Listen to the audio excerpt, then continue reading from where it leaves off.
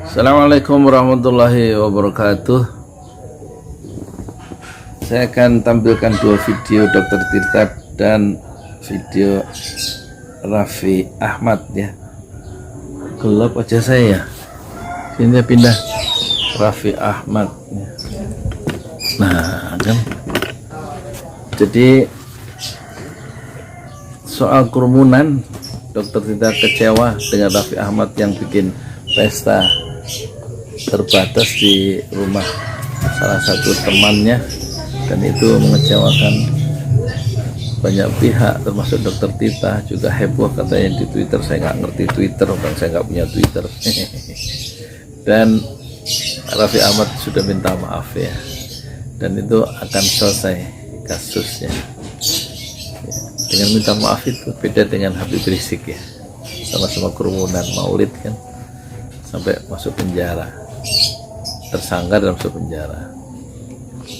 Lihat videonya ya. Ya, assalamualaikum warahmatullahi wabarakatuh. Saya Raffi Ahmad. Ya, terkait kejadian tadi malam, saya ingin sedikit klarifikasi, dan tapi sebelumnya saya ingin meminta maaf yang sebesar-besarnya, meminta maaf kepada Bapak Presiden Jokowi, kepada seluruh staf yang ada di Sekretariat Presiden, dan juga sekali lagi minta maaf untuk seluruh masyarakat Indonesia atas peristiwa tadi malam.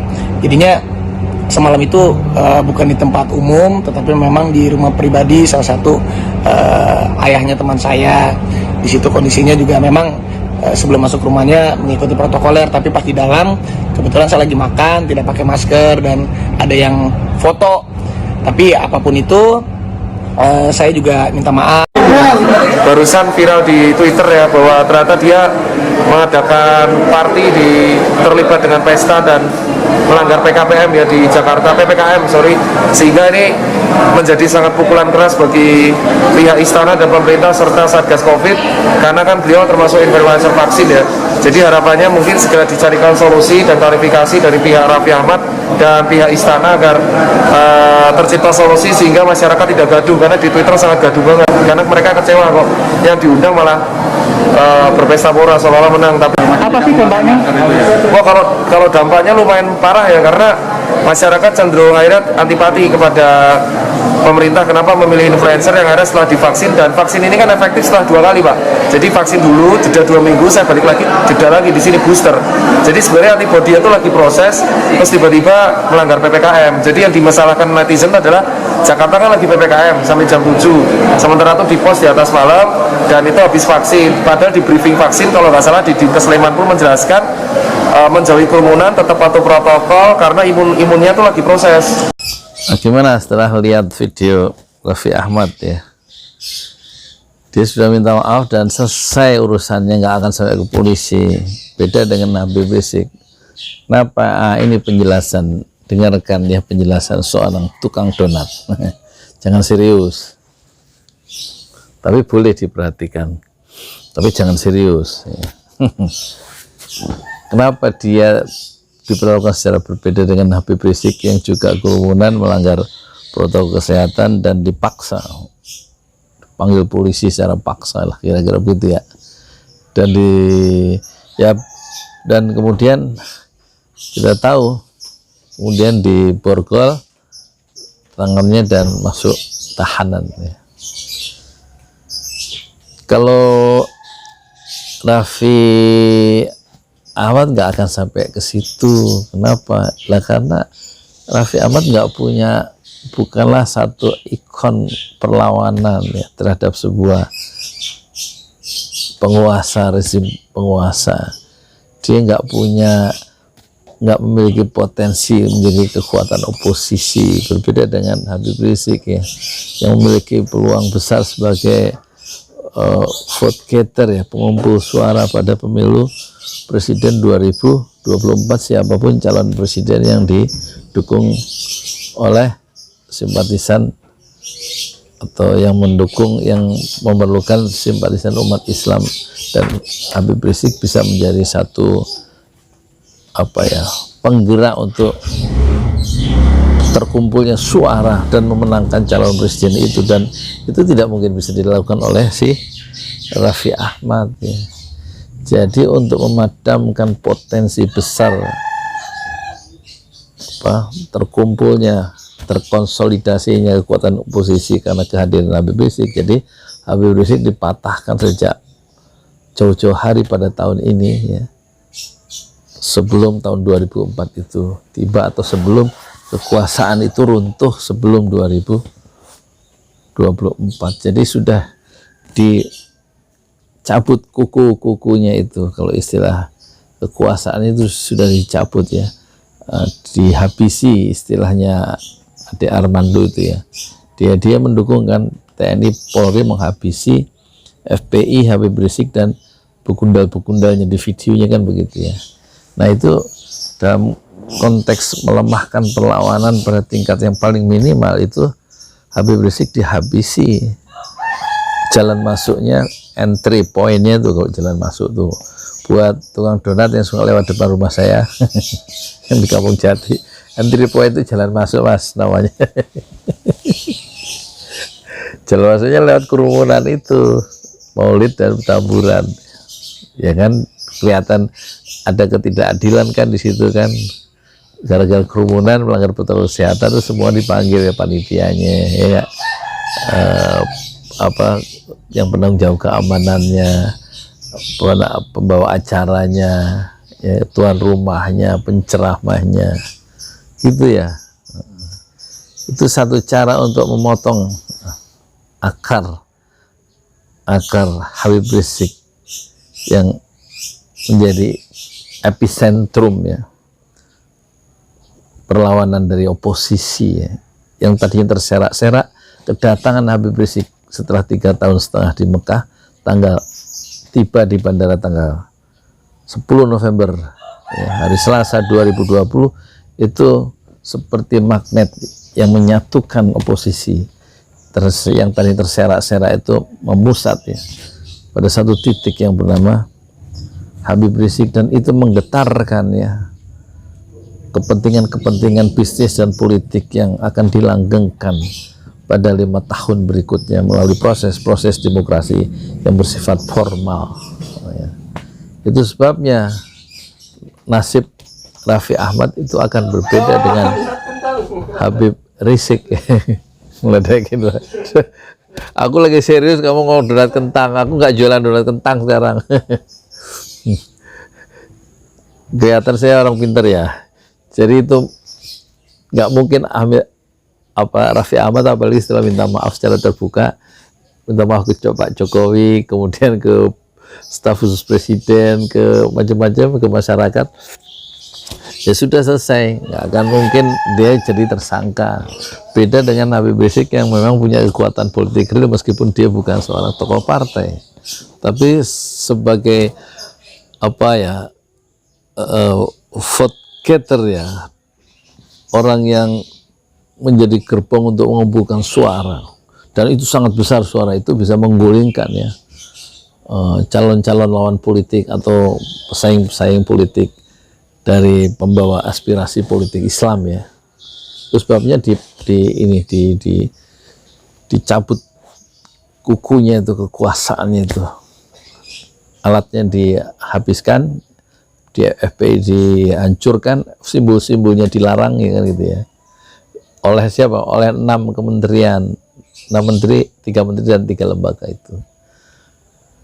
Kemudian Habib Rizik akan ditahan pasti setelah setidak-tidaknya 6 tahun atau 10 tahun, sehingga tidak bisa keluar dari sel dan tidak bisa ngomong dan tidak bisa menggerakkan massa. Jadi akan diganjar secara resmi oleh pengadilan ya, lebih dari 6 tahun, kira-kira begitu. Tetapi tidak ada yang abadi dalam dunia ini, ya kan? Kalau kata Muhammad Hatta, tidak ada yang abadi di dunia ini. Sabar saja, yang mendapatkan musibah itu selalu begitu. Nanti keadaan akan berubah, tidak ada yang abadi dalam dunia ini. Menurut Muhammad Hatta, mengutip dari banyak filsuf, pemikir-pemikir Jerman, termasuk filsuf Schiller. Selamat memaafkan Habib Rizik dan selamat bukan selamat lenyapnya sebuah kebatilan, dan selamat datang kebenaran, dan selamat lenyapnya kebatilan. Bukan selamat ya, maksudnya selamat datang kebatilan dan hancurlah. Selamat datang kebenaran dan hancurlah kebatilan. Surat jelas ngomong gue. Pokoknya gitulah, disimpulkan sendiri ya. Jangan serius, makanya udah saya bilang jangan serius. Aku yang ngomongin nggak jelas kan. Ya wes, assalamualaikum warahmatullahi wabarakatuh. Saya Yudi Pramuko, tukang donat dari Parung, YouTuber tertua di semesta. Fasbir sabron jamila, bersabarlah dengan kesabaran yang indah. Ini tongkat pemukul naga 200.000. Tuh, tongkat pemukul naga. Silahkan kalau yang beli ini buatan tangan dari bambu 300 gram, harganya 200.000, 100.000, berarti termasuk untuk membangun masjid ya. Silahkan dikirim transfernya untuk buat anak-anak yang soleh dan solehah, dan buat cucu-cucu yang soleh-solehah, untuk kakek dan untuk ayahnya yang perlu tongkat ya. Namanya ini produksi Ojo Lali, pesanan Ojo Lali itu. Namanya TPN, tongkat pemukul naga. Siapa yang dimaksud naga di sini? Tafsirkan sendiri, kayak nggak tahu aja. Yang penting transfer, nggak usah komentar yang negatif.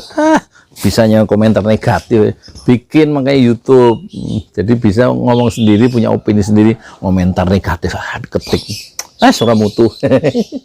Assalamualaikum warahmatullahi wabarakatuh.